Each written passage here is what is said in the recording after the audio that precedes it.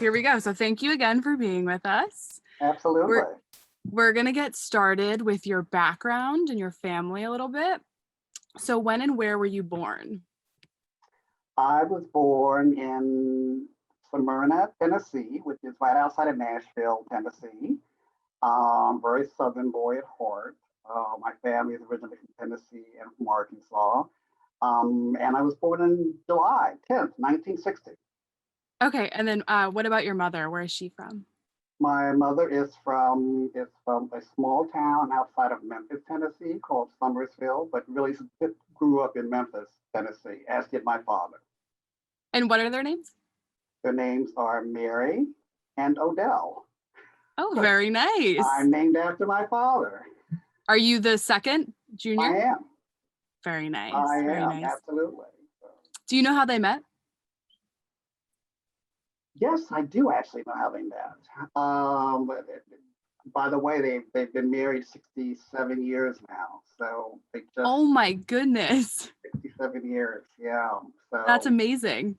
it is amazing. It's scary and amazing, both. Yes, I agree. To think about, like having a life with someone that spans like longer than many of us have even been on the earth.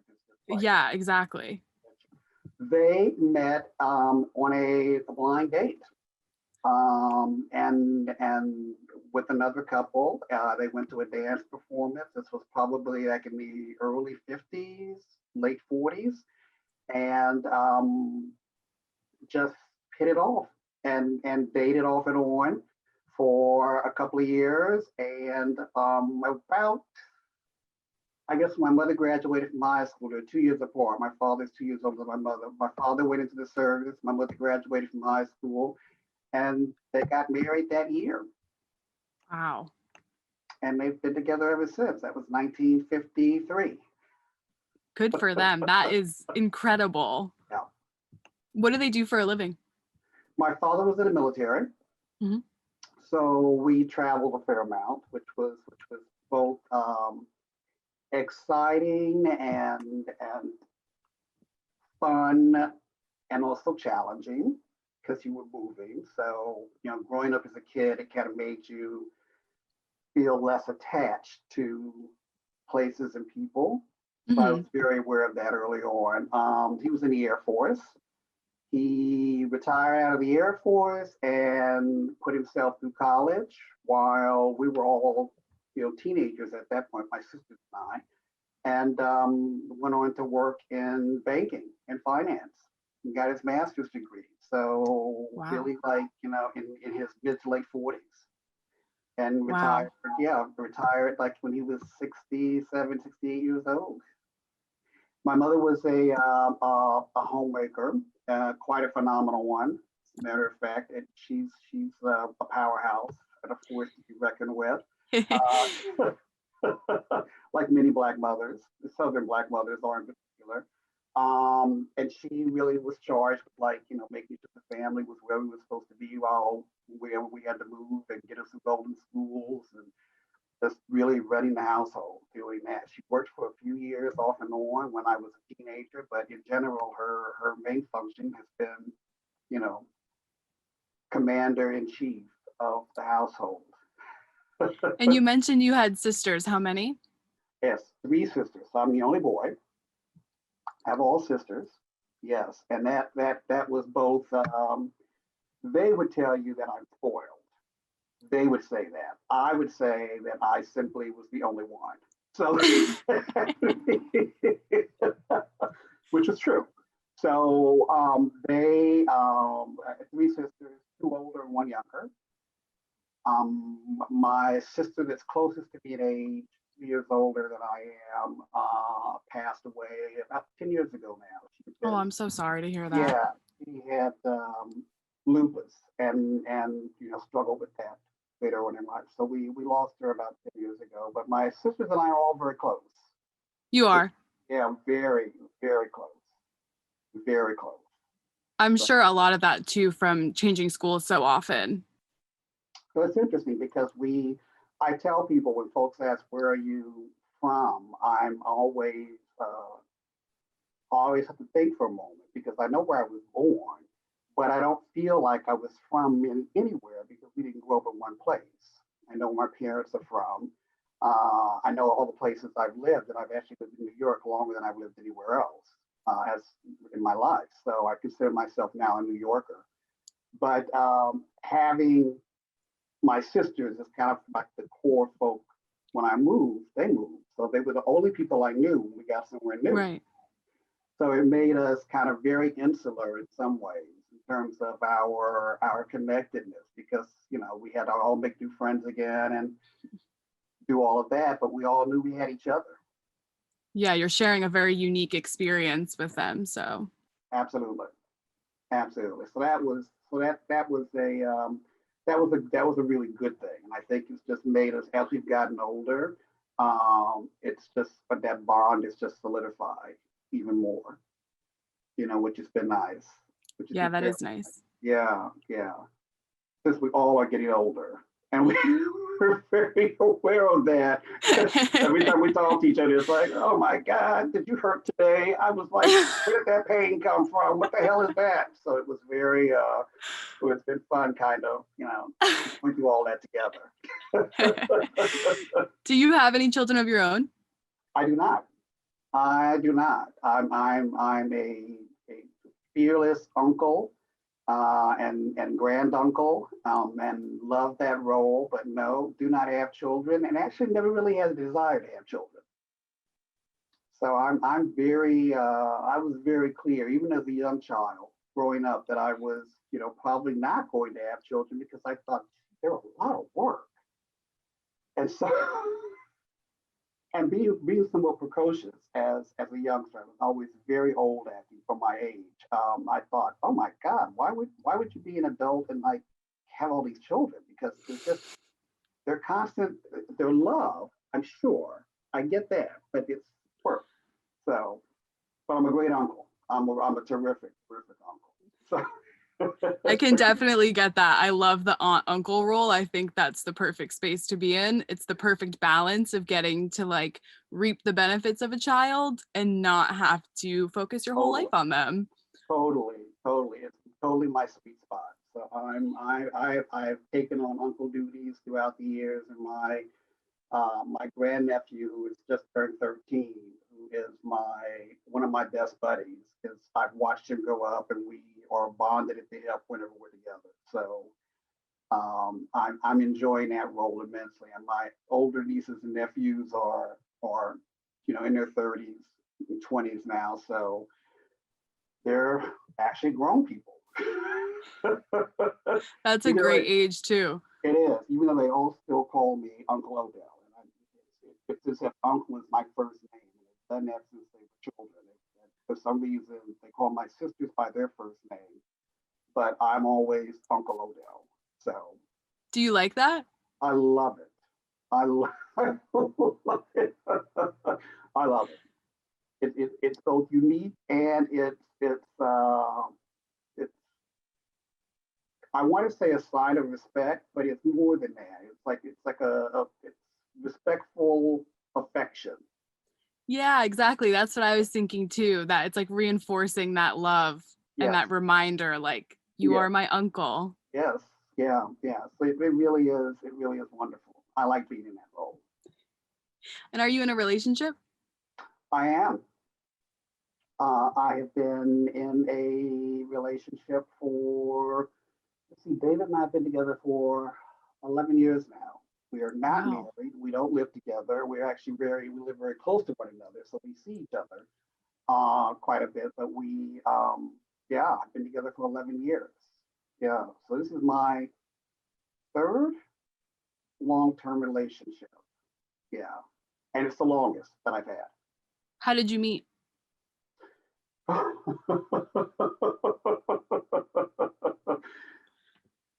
I'm not laughing because it's scandalous. It actually is. It's a very sweet story. It's only a New York story to me. We actually met in 1994, 95. I was on the board of the LGBTQ Center here in New York City, and he came into the center for a meeting. I was there for a board meeting, and we casually started a conversation. And I thought, oh, he's cute. And he thought, oh, he's kind of nice. And he was clearly flirting with me. I was in a relationship at the time. And so in my very typical way, acted as if I couldn't be bothered, even though I was finding him very attractive. And we went our separate ways and kept running into each other periodically over the next like 15 or 20 years. And then finally ran into each other 2009 and at the gym. And he started a conversation with me, and I said, thought to myself, still really cute. Yeah, this is nice. And I was single then, as was he, and he asked me out for coffee. And I said, sure, let's have coffee. And he tells the story that when he first met me, he thought I was a complete snob and a jerk because I was so kind of, oh yeah, I'm not talking, I see you and you're cute, and I know I'm cute, but I'm not like, talking to you. Oh my goodness. When did he dispel that you were a snob? Did it take until you met at the gym for him to kind of get over that? I don't think he's ever gotten old. I know. I think realized early on in our relationship that I'm very much an introvert, even though my work is very extroverted and my energy, because I consult and then I teach, is very extroverted. So I'm always in front of people. That really, I'm on the shy side and been very, very much a loner. So it has more to do with that. And I think he has a greater appreciation of that now and realizes that, yeah, it's not that you were being, yes, you do have a little bit of snobbery in you, but that wasn't that was. You're just quiet. Exactly. I'm shy. So could you tell us about one or two people in your life that you consider family today? Oh, absolutely. Absolutely. Um, my closest friend who is we've known each other for over 30 years now. We went to grad school together here in New York. Named Jerry is like a brother to me. Um, he was the first person I came out to when I came out. He's been my supporter, my cheerleader, my confidant, my all in one in many ways. And we have remained very, very, very close friends for, yeah, 35 years now. Wow. His, he knows my sisters. They treat him like a brother. My parents adore him. They treat him like a son. So he's very much integrated into being my family, and I consider him that. And his husband is a wonderful man, and the two of them together, the four of us love spending time together. So he's probably the first person that comes to mind. And the second person is a a woman who I went to grad school with, who has really been. We call each other twin. We're very much alike, very same sensibility around politics and sense of humor and the whole bit. And she's been a really wonderful friend to me for over 30 years. And we're like brother and sister. We were convinced we knew each other in a past life. That's And we really stay in touch. amazing. Yeah. I've never considered myself the type who would have friends who would be lifelong like this because I moved as a child. So the wonder of having, I've got about 5 or 6 really close friends that I have literally kept in my life for over 30 years that we all still get together. I still stay in touch with them.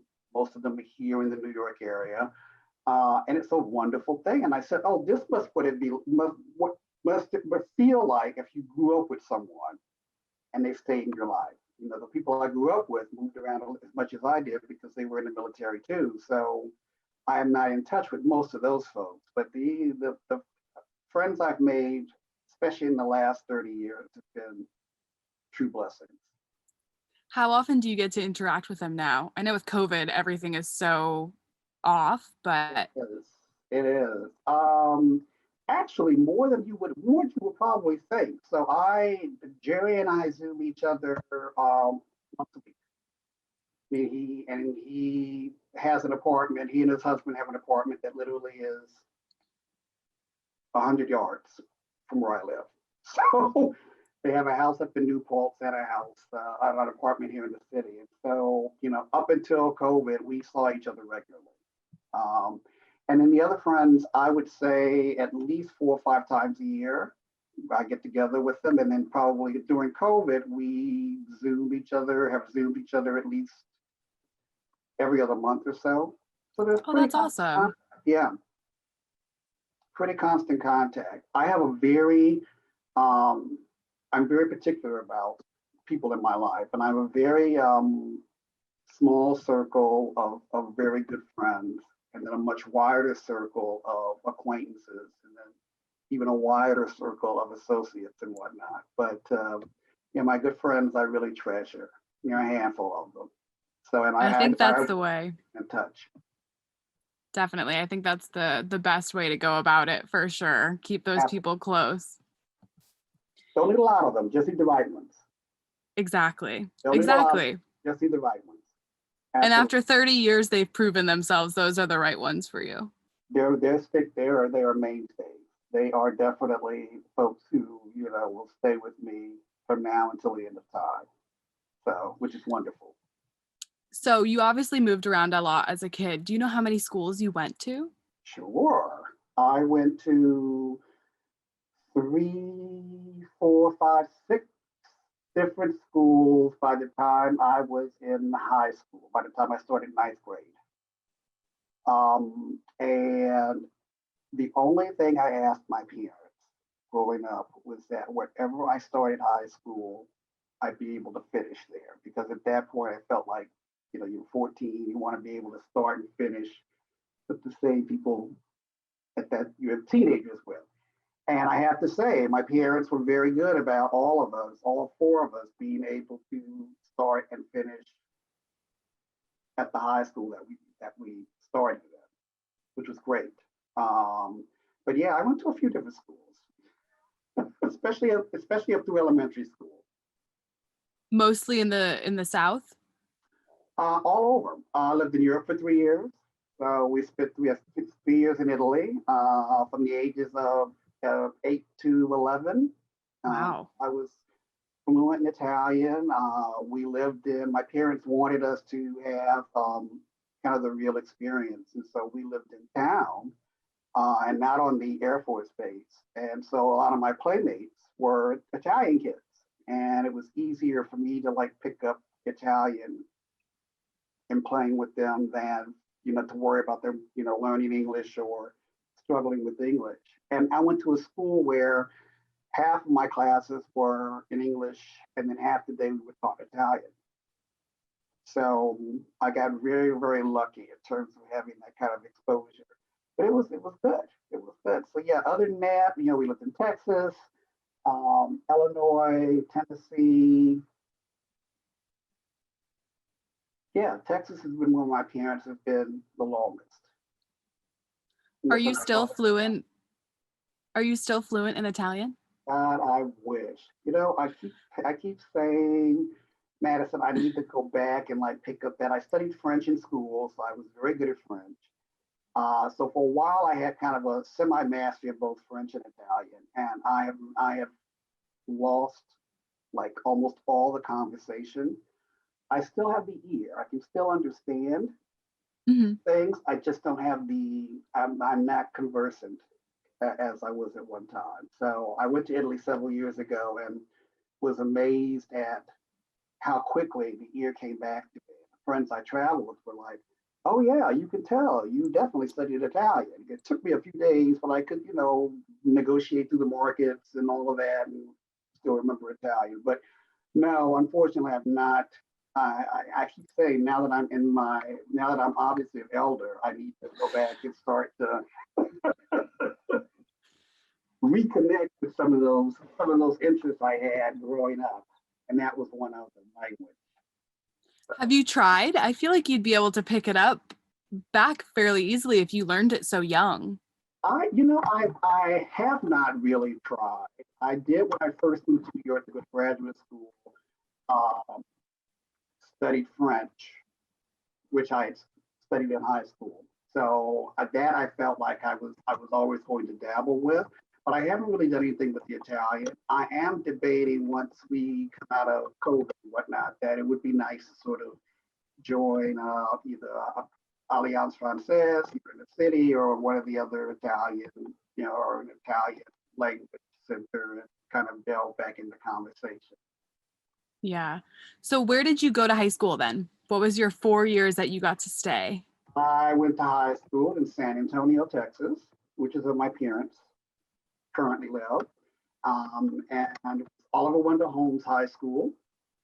We were the Huskies. Go Huskies. I was there from 74 to 78. And it was high school. I was one of those really bright, kind of stood out on a whole lot of levels ways, but was also very popular. So it wasn't like I was a nerd and like not popular, but and I had sisters who had gone to the same high school. So people kind of knew us as a family. And my younger sister went to the same high school when she got there. So they kind of knew the trajectory of all four of the Mays kids going to school. Yeah, it was a high school experience. You can take that any way you want to, Madison.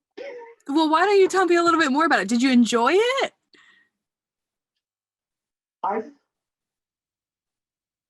There were moments of it I enjoyed. I have to say, I think I found the ages 14 to 17 just, incredibly stressful. I was very driven in school. I very much had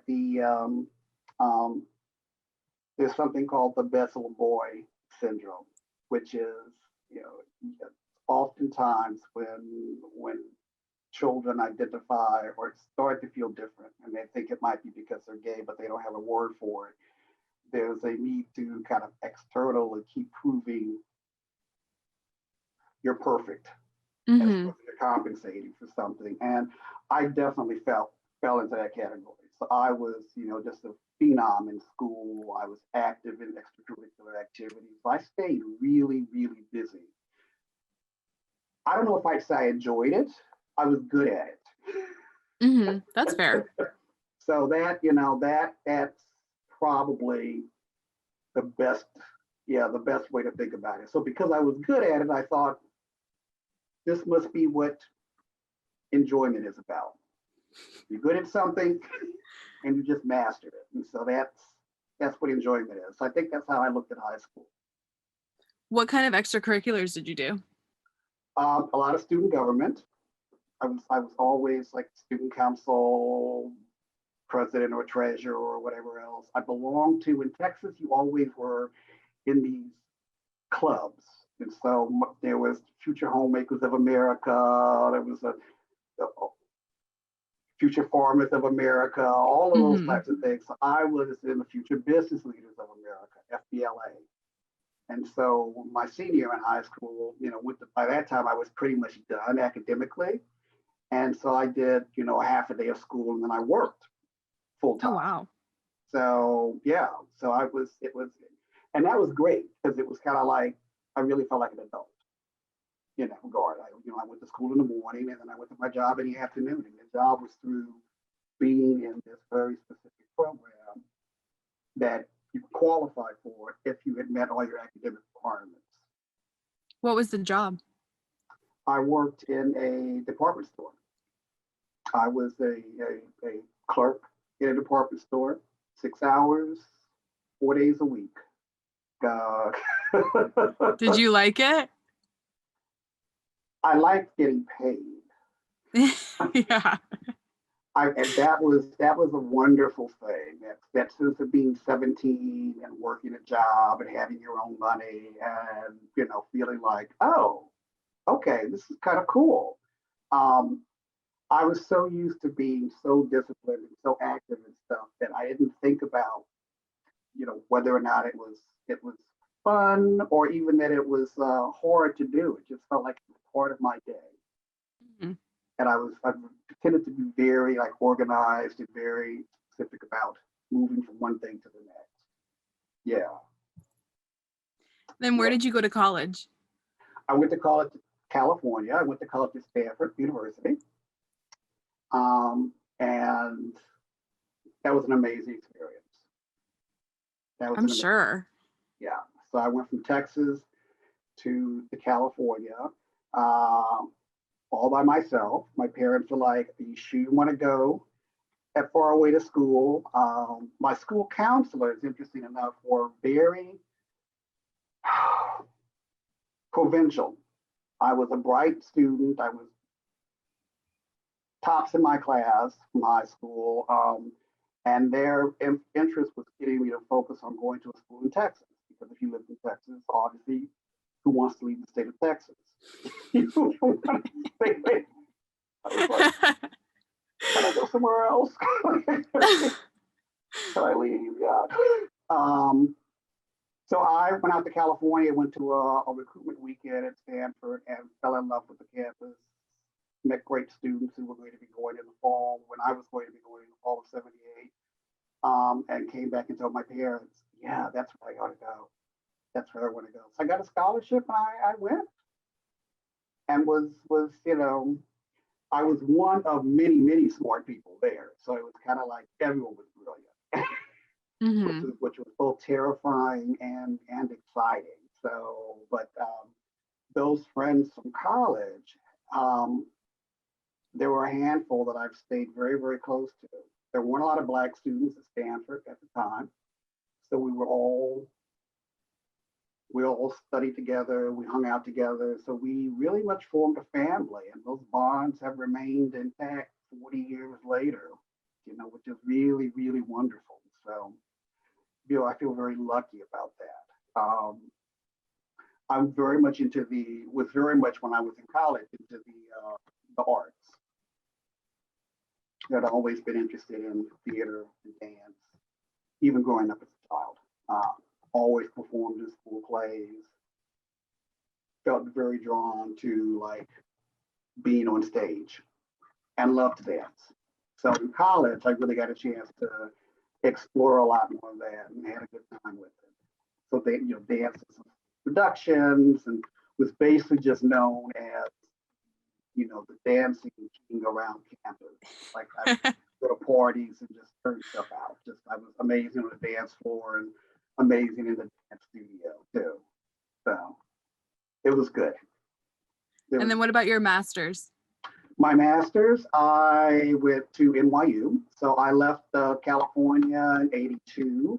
I went back to Texas and worked for IBM for about 4.5 years and decided I wanted to go to grad school. Knew I was going to go to grad school, just hadn't decided what discipline I was going to pursue.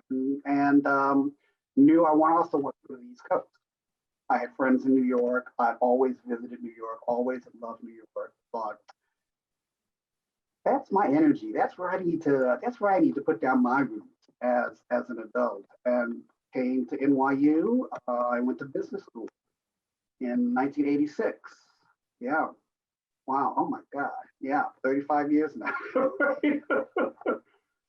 So yes, New York is where I've lived for 35 years, and that's why it feels like these are where my roots are and where my home is. So once you came, you never left. That was it. I came here to go to graduate school. I knew that I would probably stay, and my family suspected I would probably stay. But we weren't sure, and I thought if I moved somewhere else, I would have thought about going back out to California because I really love the Bay Area. But I thought, I can always visit. And I did, and I do. But New York is definitely my sensibility and my energy. And so I feel very, very much at home here. Yep, so I've never left, and actually I have no desire to. That's awesome. which has been good. So it's been a very it's been a place I consider New York is where I've really grown up. I've come into my own and still continue to do that. So I think location has a lot to do with just how we allow ourselves to grow. and the experiences that we have. So everything about my life changed when I moved to New York. And what did you get your bachelor's in? Did you say? I didn't. I got my bachelor's in psychology. And then And, didn't want to do it? I toyed with the idea of getting a PhD because I thought I wanted to be not a researcher, a clinician.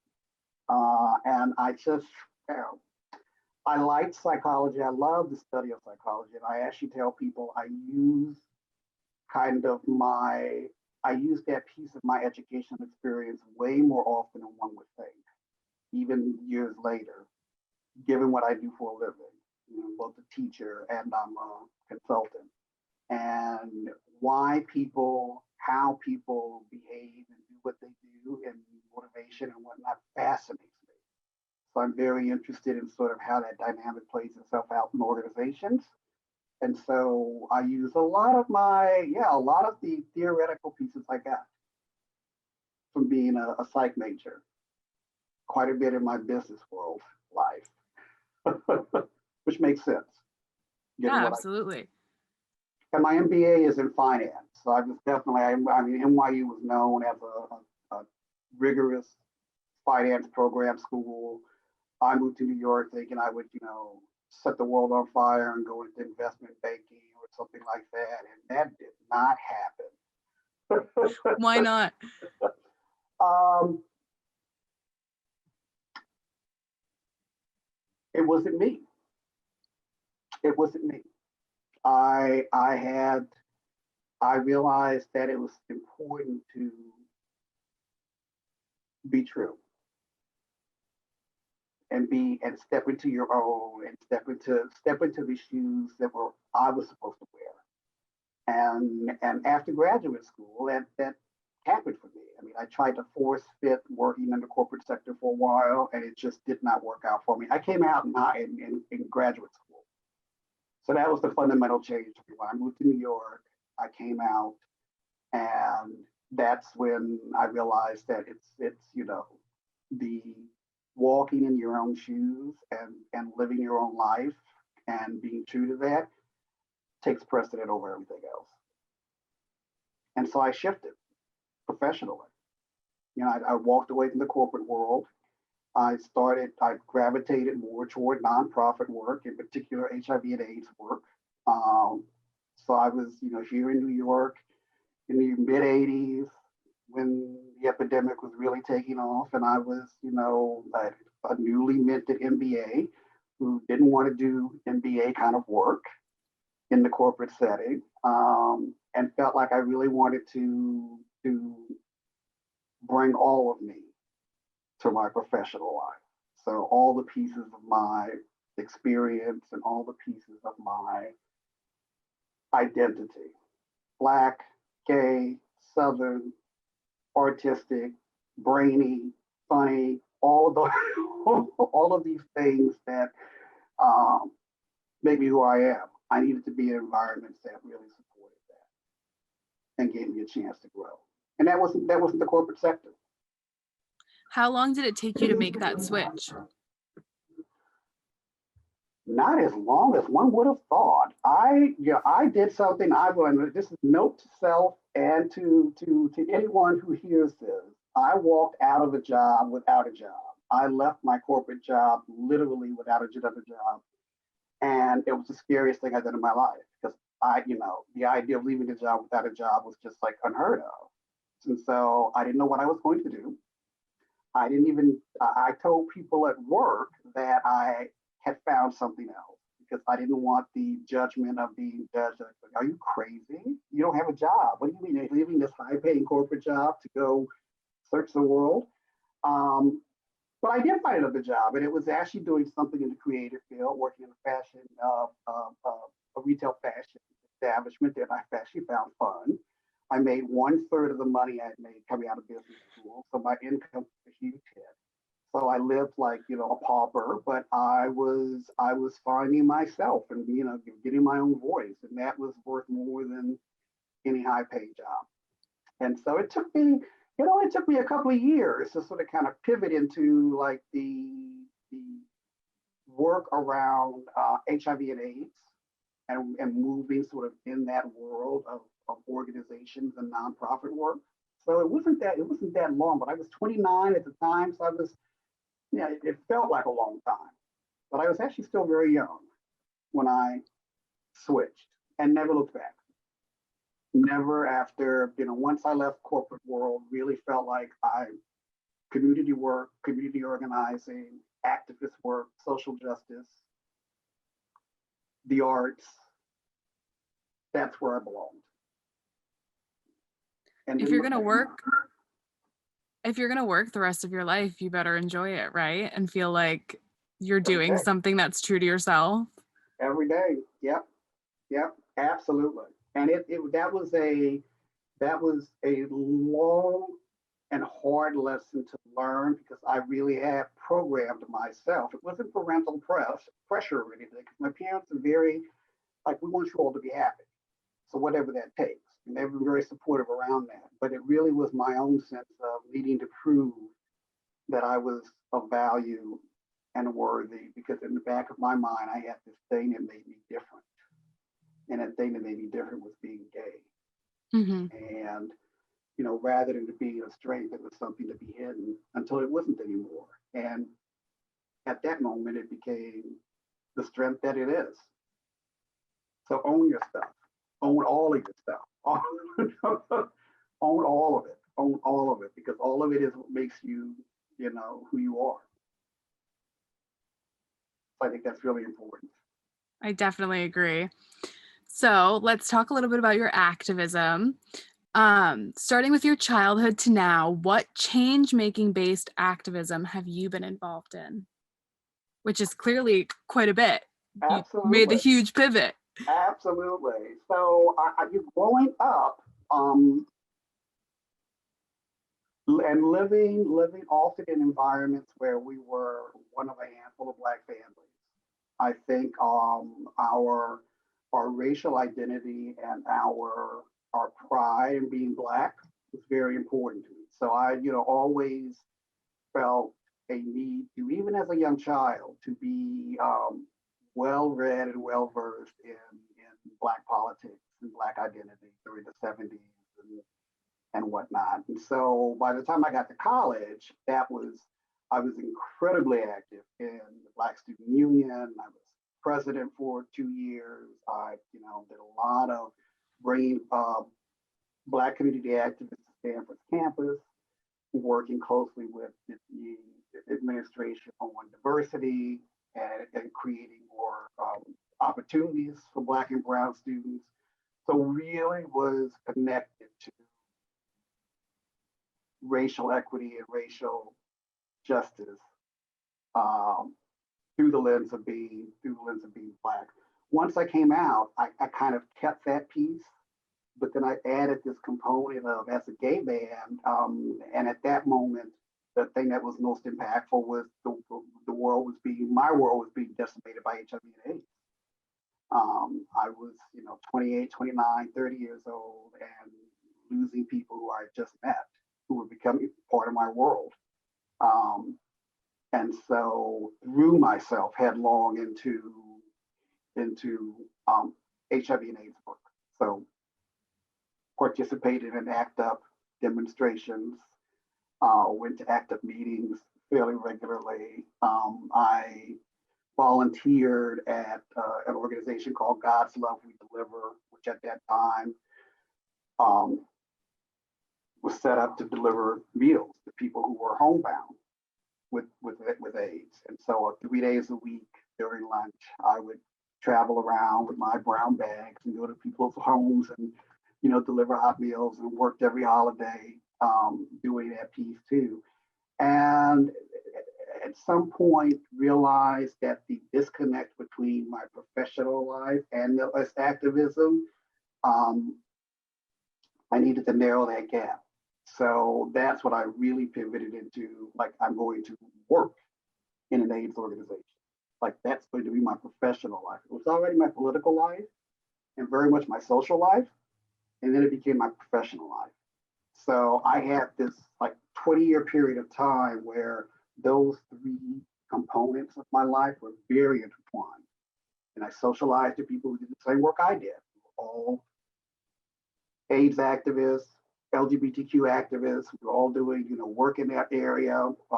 We all went to the same conferences. We all did a lot of the same activities. And I also ran. I was the executive director of an AIDS organization for a while, and served on the board of AIDS organizations, and so have remained really consistent and very active in that world up until about 8 or 9 years ago, and then started to realize I wanted to broaden my lens, racial justice and racial equity always being centered in my work, but then really broadening my activism to include how those racial justice and racial equity issues are connected to leadership development nonprofits in general. And in specifically nonprofits, not just about HIV and AIDS and healthcare, but nonprofits in the arts and education nonprofits. So really have shifted a lot of my work and a lot of my interest and energy around activism to racial justice and racial equity in that regard. And how long, when did you make that switch? That switch it's gradual and it's still going on. I'd say about 2011, 2012. Yeah, because I was on the board of GMHC from 2006 to 2011. So I would say within a couple of years after leaving the board of GMHC, decided that I was, more than my HIV/AIDS activism work. So it was again one of those times where I discovered I was not bringing all of my interest and passion to my activist work, much like I had discovered years earlier. I had not done that professionally. So it's still an ongoing process for me, which has been great. I think the other piece of it too, quite frankly, is that I had a tremendous amount of survivor's guilt around having lost so many people during the AIDS epidemic, and burnt out. So I think part of the natural shift that would have happened anyway got kind of exacerbated by the sense of feeling like I needed to change, not forget, but to change. And so that was the journey I was on about 8 years ago, and then still on that journey. Where do you find yourself? Ooh, sorry, go on. No, go ahead. I was just gonna say, where do you find yourself in that journey now? That's a great question. I actually have been telling people between my consulting practice and my teaching, which I love. I love being in the classroom. It makes my heart sing. I feel like the best is yet to come for me. It's kind of cliche, but it's really true. I feel like between the experiences I've had, the life I've lived, the people I've loved, the people who've loved me, which has been extraordinary. I feel like it's at the ripe old age of 60, all these things are coming together in a way that's just magnificent and magical. So I feel like that I'm at a place in this journey where, it's good to exhale and take stock and go, yeah, you've done all right, Odell. You've done all right. And there's still more left in the tank. I'm not done yet. I'm happy to hear that for you. Yeah. It's a good thing. It's a good thing. Yeah, I'm returning to some of the things I was always passionate about. I studied dance growing up off and on, and have always followed the dance. And part of my moving to New York was so I could be closer to the dance community and the arts. And so, I'm a big supporter of dance companies, but also take dance classes and try to remain a little limber, a little bit of bar work, not a lot, but just that. But trying to reconnect with those pieces of me through the lens of being kind of this wholly actualized, wholly realized man who loves the fact that, you know, I've had the experiences that I've had, and I'm the person that I am. And that's powerful. That's Yes, powerful. absolutely. The moment you like embrace and step into your space, your life changes. Whatever that space is, whatever it is you're embracing about yourself, the moment you step into it, you get, yeah, your life changes. So I feel like that's happening for me now. I'm still like, I'm in the best part of that journey, That embracing is and expressing myself. absolutely amazing. It it's so refreshing to hear at such a my mom always says the 20s are the worst because it's such an odd age where you're so confused, and this feels so refreshing to hear and very reassuring in so many ways. That I will guarantee I'm a true believer. Yeah, the 20s and 30s were those periods that was all about finding out and asking questions and not knowing, what the answers were. Sometimes not even know what the questions were. Just bumping into stuff and making it happen and hoping for the best. 30s, a little bit less of that. 40s felt like I was starting to hit a groove, and 50s were good, really good. They felt foundational. And now I feel like, oh hell yeah, I'm ready. Like bring it on. I know who I am, I know what I'm doing, and fine, stop me. So it feels good. What a I beautiful prefer feeling to feel like there's so much more too, and you're not stopping anytime soon.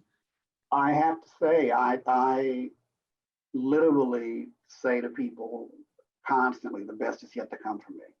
Like, I don't know what that is in every shape and format, but I just feel like the best is yet to come. And so I'm ready to embrace it, which is good. So having my Yeah, own practice and being able to, like I said, teaching is so important. Being in the classroom and just being able to have that experience with folks is just tremendous. where are you teaching currently? I am a lecturer at Columbia and at NYU. So I've been at Columbia for about 4 years. Yeah, 4 years now. I teach fairly regularly at the graduate level, both at the School of Social Work and the School of Professional Studies. And then at NYU, I teach at the School of Professional Studies there. Very So nice. yeah. So I'm definitely a teacher at heart. Is one of the things about myself I really have embraced, and even in my consulting work, a big piece of that is teaching. Showing people, helping people to gather insight, thinking through, problem solving, uh, and hopefully doing it with grace and humor and a good sensibility. You know, which is not always easy, but important. Absolutely. But important. So And as an LGBT person of color, what do you think is the most important form of change making to you personally? I'd have to say being present. And I don't mean just being like visible in the community or visible in public. I mean being present in your own life. Um, we've got so many stories and so much talent and so much wisdom, um, and we need to make sure that that's shared. And we first need to share it with ourselves, and then we need to go out and share with others. And so I think a big piece of change is being able to share in that wisdom. But the first step of that is to be present, be present, be present, be present, um, in whatever you do, and be intentional as part of your ability to impact change and to make a difference. So, and I definitely think as a gay black man in this country, in this moment, to be anything other than present and intentional is suicidal. if not suicidal, it certainly will be harmful to you, because I think I've known all my life that there's hostility in this world, given the experience I've had just being Black and being gay. I think that's come home to a lot of people who may not have been quite as aware of it, but it's been my reality ever since I was born. And my parents made sure I was aware of what being Black in this country meant. And I think that, we need to be very mindful of that as a community. And we also need to look for each other and trust in, being able to organize and gather and communicate and fellowship and work together and do all of that. So be present. And then, so circling back, you've done so much HIV/AIDS work. Mhm. Do you see any differences or similarities in how individuals or the government, society at large, has been handling the COVID-19 pandemic with HIV/AIDS in the 80s? Fascinating. Somebody else is going to ask me that question for an interview like in 2 weeks, and that's what they want me to talk about. So that's really interesting that you're asking me that. And I've been trying to think to myself, I'm a different person now, so I'm having to think where I was living and what space I was moving in back during the AIDS epidemic, and what space I'm occupying now. When I try to line those two things up, I have to say that I find a lot of similarities between the world's reaction to HIV and AIDS and this country's reaction to HIV/AIDS and a treatment of how we've handled the pandemic. The government is not, in its ideal setting, the government should be a place that has the interests of people, public health, emotional health at heart. And I think in both instances, through the AIDS epidemic and through the pandemic, we've seen that that's not always the case. And so in those moments, I think it becomes more important for communities and community to be like the impetus for organizing and systemic change. We needed that around HIV/AIDS, everything from education to medical treatment. We need the same thing, still educating people about public health things in the pandemic, still having to educate people about the importance of public health and public safety in a way that, just is mind-boggling to me that it's so similar. Much more so than I would have realized. So I think there's really a need, because I move around in the nonprofit sector, there really is a need for our nonprofits to be, stronger than ever. Because the government is not necessarily where you're going to find change or action. That's not what they do. So it really it really is going to be about folks coming together and organizing in a way that's profound.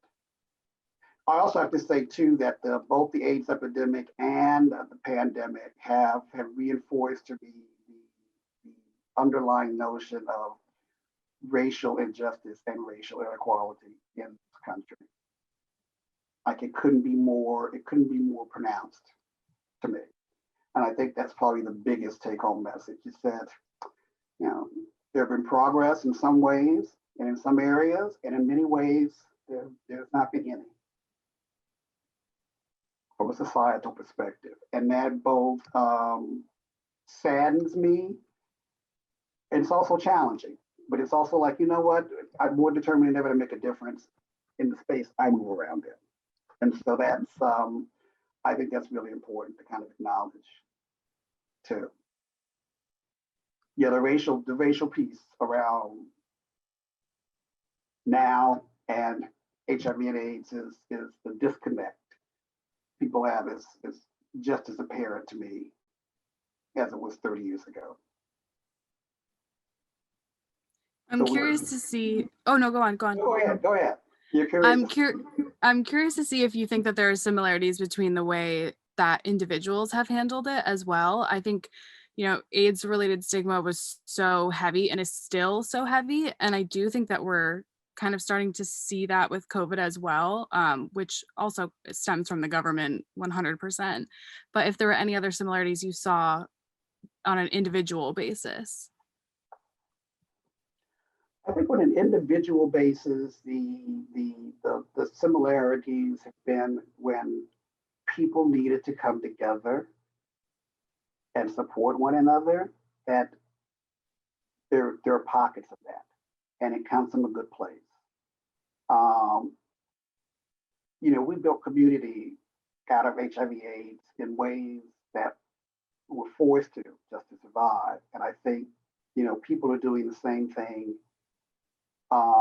during the pandemic in ways that they never imagined they'd have to. I mean, look at technology. The whole fact that we're working from home, we're doing things remote, and people aren't seeing people physically, but you're still having to build, connections, and you're still having to interact. It's like forcing us to look at, how we define and build community. So I think on the individual level, that the notion of what it means to be connected to others um, gets highlighted, and people are forced, myself included, to like be creative about what that means to be connected. We did it out of HIV and AIDS. We did it out of sheer terror and like not knowing, and then not having people, knowing people didn't have your back.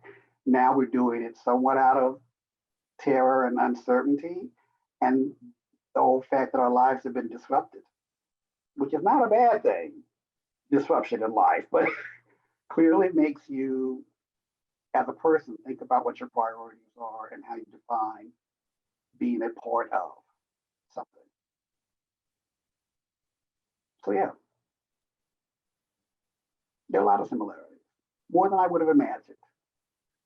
Absolutely. Absolutely. For generations, there's been a difficult relationship between police and communities of color. But from an LGBT person of color perspective, why do you think society is responding so strongly to the current Black Lives Matter movement?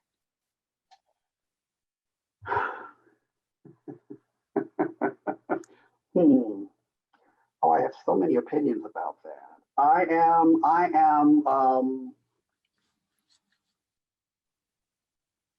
I think people are responding strongly because they, a lot of society really just did not know, like, did not know, like, what the lives of Black and Brown folks and what the lives of Black and Brown folks who are LGBT, what peril there is in our mere existence.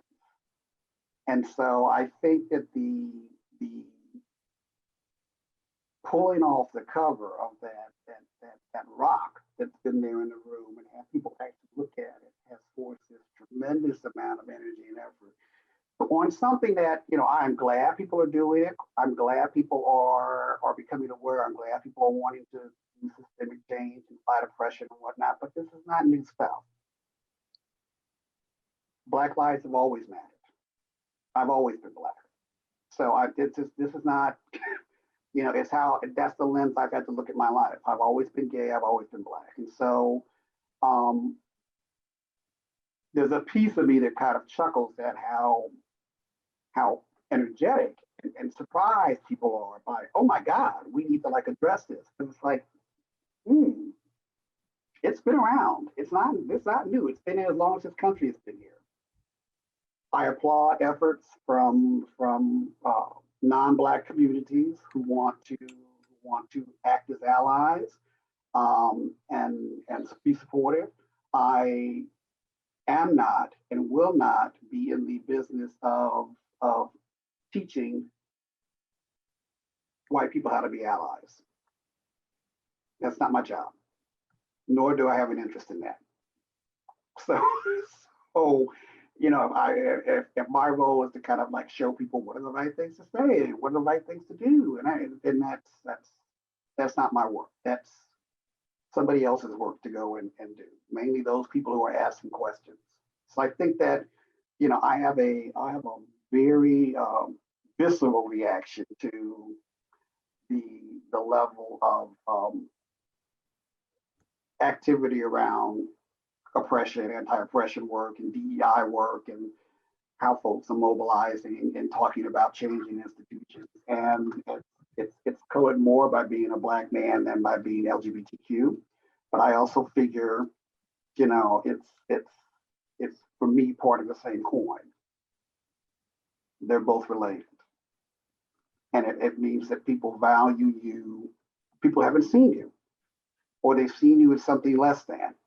And anytime you're seen as something less than, when you realize that you're not, it's a shock to folks. And so I'm glad that there's been a lot of activity. I hope that it's not short-lived. I want to believe that when people say systemic change, they mean systemic change.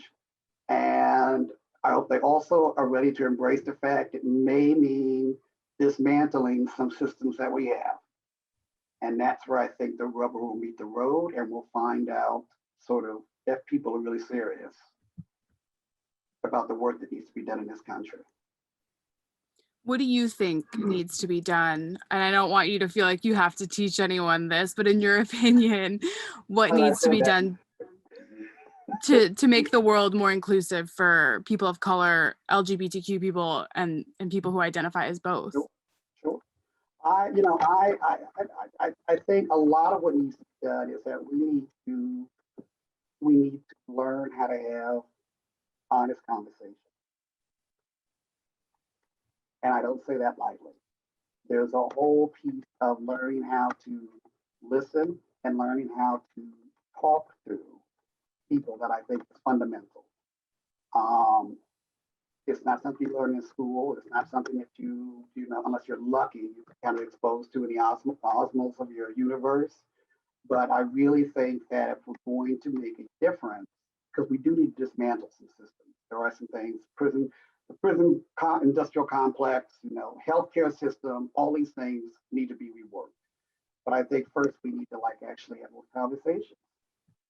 And we need to admit and own all of our stuff without judging other people's. I think that's the first piece of change. It's also the horror, because if we're in a room together and you're worried about whether or not you're saying the right thing or doing something that might be perceived as oppressive or whatnot, and then I become worried that you're worried, and I can sense you're worried, then I'm trying to make sure you're taken care of and that you're not being, insensitive, or you're not being that. The moment we start doing that dance with each other, we lose the ability to talk about what's important. We lose the ability to have the conversation. So we need to get people to come out of that space of being worried and just embrace wherever they are in that authenticity and say what needs to be said and hear it. And then we need to talk about how we can work together. I think many people just run out and want to work together and say, "Oh my God, we didn't realize life was so bad. What can we do to help?" That's the worst thing you can say to me. That's not helpful. So I think that root work, as I like to call it, of learning how to have conversations with each other and within our organization is important. And then from there, concretely, we need to dismantle some systems. They were not designed for equity purpose. They were not. So let's call that what it is and figure out how we build stuff. But that's going to mean somebody could give up something, and that's when we start to get stuck. Because then people say, "What can I?" Mm-hmm. It's not about you giving up. It's about look up the word equity. Look up the word. It's about something else. So you get that, and that's when the conversations get hard again. But if we know how to talk to one another, we can get through that. So I know we're a little bit over, but if you have a few extra minutes. I do. Oh, beautiful. Perfect. Because this last section is just all about you. We're redirecting all this focus back to you to wrap this up, okay? Okay, you mean it always hasn't been about me, Madison? What? Are you kidding me? It's gonna be perfect. Okay. Okay. If you could speak to your 20-year-old self, and I'm very interested. I know this is a loaded question, but I'm so interested for this answer. What advice would you give them?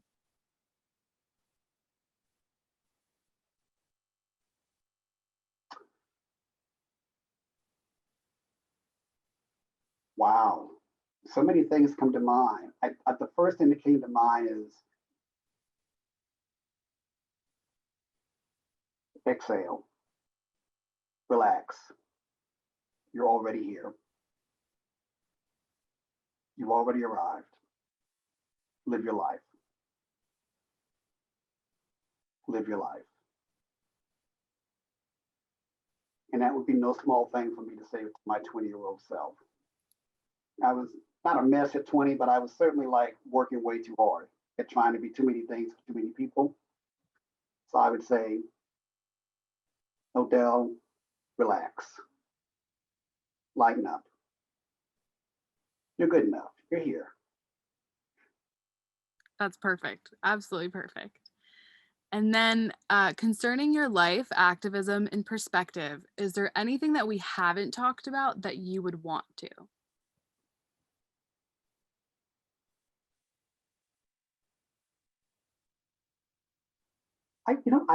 I feel like I've been all over the place, which is a good and a bad thing, but that's just how my mind works. But I feel like we've touched on everything. Family is important to me, both biological and self-defined. Relationships are important. Um, the type of work I do is fulfilling and important. And I feel like we've talked about all of that. And my HIV work, speaks for itself. And then my coming into my own as embracing all of me, and the best is yet to come, which I wanted to leave you with. I'm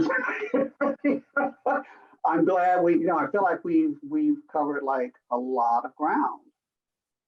Yeah, yeah, and I love the 20-year-old self question. Good, I good. really, really like that because I often think to myself, not only would I do it at 20, I'd do it at 30, and I'd do it again at 40. And I would have different messages for each one of those Odells at those ages. But at 20, I would certainly say, baby, relax. Just, just you'll be all right. I think that's really great advice for anyone in their 20s too. I think a lot of people need to hear that. You'll be all right. Yep. Okay. At your memorial service, what would you like? I'm not insinuating that you're old or anything like that. It's too late, Very Madison. far, very far off in I the just told you the future. best is yet to come. You've got me buried now. No. It's hundreds of years off. Okay. But what would you like people to say about you, your life, and your legacy? I would love for people to say, wow, what a nice guy. What a nice guy. Just, you know, present, generous, all his crazy making, all his all his own neuroses, all of his stuff. Underneath everything, he was, without a doubt, one of the nicest people I've met. Happy enough. All that matters. I agree with that 100%. So it's our last two questions here. First, what are two things that make your heart smile? Oh, Two or three, or as many as you'd like to say. um,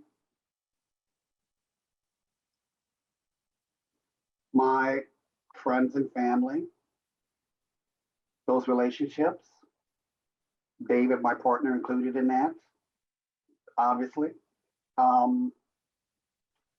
my teaching, being in the classroom, makes my heart sing. I love that.